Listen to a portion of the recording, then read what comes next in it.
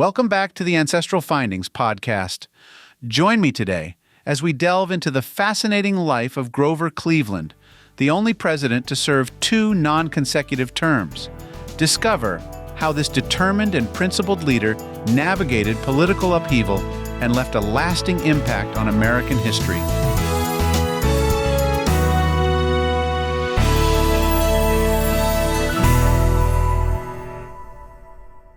Stephen Grover Cleveland was born on March 18, 1837, in Caldwell, New Jersey. He was the 5th of 9 children born to Richard Falley Cleveland, a Presbyterian minister, and Anne Neal Cleveland. The Cleveland family moved frequently due to Richard Cleveland's pastoral assignments, eventually settling in Fayetteville, New York. Grover Cleveland's early life was marked by modest means and a strong emphasis on education and religion. He attended the Fayetteville Academy and later the Clinton Liberal Academy in Clinton, New York. Following his father's death in 1853, Cleveland left school to help support his family. He worked as a clerk and later as an assistant teacher at the New York Institute for the Blind in New York City. In 1855, Cleveland moved to Buffalo, New York, where he studied law under the guidance of his uncle, Lewis Alyn. He was admitted to the bar in 1859 and began practicing law. Cleveland quickly gained a reputation for his diligence, honesty, and hard work. Cleveland's entry into politics began with his election as the sheriff of Erie County, New York, in 1870. He earned further recognition for his integrity and commitment to reform during his tenure as the mayor of Buffalo from 1882 to 1883, where he fought against political corruption and implemented fiscal conservatism. In 1882, Cleveland was elected governor of New York, where he continued his crusade against corruption and wasteful spending. His reputation as an honest and efficient public servant caught the attention of the National Democratic Party, leading to his nomination for the presidency in 1884. Grover Cleveland's first term as president was marked by his commitment to classical liberalism, advocating for limited government, fiscal conservatism, and a merit-based civil service. He opposed high tariffs, arguing that they benefited special interests at the expense of consumers. His stance on tariffs led to significant political battles with Republicans who favored protectionist policies.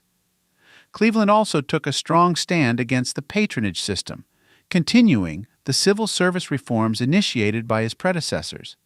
He expanded the scope of the Pendleton Civil Service Reform Act, reducing the influence of political patronage and promoting merit-based appointments. One of the significant legislative achievements of Cleveland's first term was the passage of the Interstate Commerce Act of 1887, which aimed to regulate the railroad industry and ensure fair rates and practices. The act established the Interstate Commerce Commission, ICC, the first federal regulatory agency to oversee compliance with the new regulations. Cleveland was known for his frequent use of the veto power, rejecting numerous bills that he believed were unnecessary or extravagant. His most controversial veto was that of the Texas Seed Bill, which would have provided federal aid to drought-stricken farmers. Cleveland argued that federal assistance should be limited and that charity was the responsibility of local communities and private individuals. During his first term, Cleveland remained a bachelor, which led to much speculation and gossip. However, in 1886, he married Frances Folsom, the daughter of his late law partner. At 21 years old, Frances became the youngest First Lady in American history. The couple's marriage was notable for the significant age difference, but it was widely perceived as loving and supportive. Grover and Frances Cleveland had 5 children: Ruth, Esther, Marion, Richard, and Frances. Cleveland's commitment to limited government and fiscal conservatism, along with his stance on tariffs, made him a polarizing figure. In the 1888 presidential election, he won the popular vote but lost the electoral vote to Republican candidate Benjamin Harrison. After his defeat, Cleveland returned to private life and resumed practicing law in New York City. Cleveland's second term began amidst severe economic turmoil. The Panic of 1893 triggered a deep economic depression, leading to bank failures, business bankruptcies, and widespread unemployment. Cleveland believed that the economic crisis was exacerbated by the Sherman Silver Purchase Act of 1890, which required the government to purchase large quantities of silver and issue silver certificates. In response, Cleveland successfully pushed for the repeal of the Sherman Silver Purchase Act, advocating for a return to the gold standard to stabilize the economy. His actions alienated many members of his own party, particularly the pro-silver faction. Cleveland's second term also saw significant labor unrest, including the Pullman strike of 1894. The strike began at the Pullman Company in Chicago and quickly spread, disrupting rail traffic nationwide. Cleveland faced a critical decision and ultimately authorized federal troops to break the strike, citing the need to ensure mail delivery and maintain public order. The move was highly controversial and further strained his relationship with labor unions and progressive reformers. In the realm of foreign policy, Cleveland is best known for his handling of the Venezuela crisis of 1895. The dispute involved a boundary conflict between Venezuela and British Guiana. Cleveland invoked the Monroe Doctrine and demanded arbitration, asserting the United States' role in preventing European interference in the Western Hemisphere. The crisis was resolved peacefully, and arbitration favored Venezuela, bolstering Cleveland's reputation as a defender of American interests. Grover Cleveland was known for his honesty, integrity, and steadfast commitment to principle. He was often described as a man of few words, preferring action over rhetoric. His dedication to reform and fiscal conservatism earned him both admiration and criticism. Cleveland's personal life was marked by his close relationship with his wife, Frances, and their children. Despite the demands of his political career, he was a devoted family man and found solace in his family's companionship. After leaving the presidency in 1897, Cleveland retired to his estate, Westland Mansion, in Princeton, New Jersey. He remained active in public affairs, writing articles and giving speeches on political and economic issues. Cleveland's health began to decline in his later years, and he passed away on June 24, 1908, at the age of 71.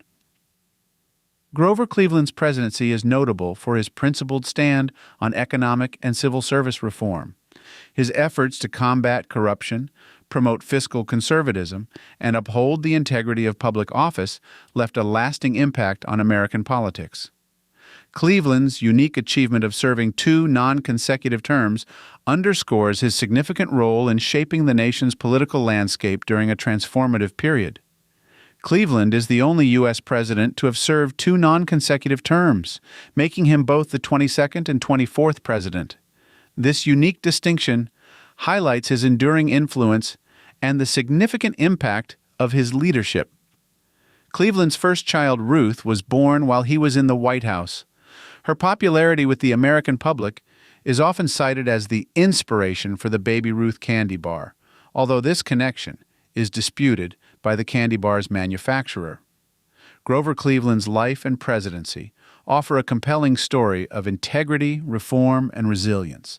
From his early career as a lawyer and reform-minded politician to his 2 terms as president, Cleveland's journey reflects his unwavering commitment to principle and public service. While his presidency faced significant challenges, including economic crises and labor unrest, Cleveland's efforts to promote fiscal conservatism, civil service reform, and honest governance left a lasting legacy. His unique achievement of serving 2 non-consecutive terms underscores his significant role in American history. Cleveland's story serves as an enduring reminder of the importance of integrity, reform, and dedication to public service in the pursuit of effective governance. Check out these recommended books on Grover Cleveland. Grover Cleveland, A Study in Character by Alyn Brodsky. This comprehensive biography by Alyn Brodsky offers an in-depth look at Cleveland's life, political career, and presidency, highlighting his integrity and reformist principles. 2. Grover Cleveland Again, A Treasury of American Presidents by Ken Burns. Ken Burns provides a detailed and engaging look at Cleveland's life and presidency, making it accessible to readers of all ages. The Presidencies of Grover Cleveland by Richard E. Welch, Jr. This book examines Cleveland's two non-consecutive terms, focusing on his policies, challenges, and the impact of his leadership. Grover Cleveland, The American Presidents Series, the 22nd and 24th President by Henry F. Graff. Part of the American Presidents Series, this concise biography by Henry F. Graff provides an accessible overview of Cleveland's life and presidency.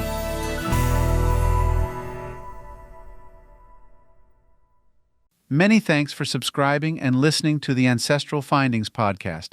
Your ongoing engagement is deeply appreciated. For additional resources, visit ancestralfindings.com. There you can grab a free genealogy ebook, request a free genealogy lookup, and even participate in our weekly historical postcard giveaway. From me, Will Moneymaker, and all of us at Ancestral Findings, thank you for being an integral part of our family history community since 1995. Happy searching.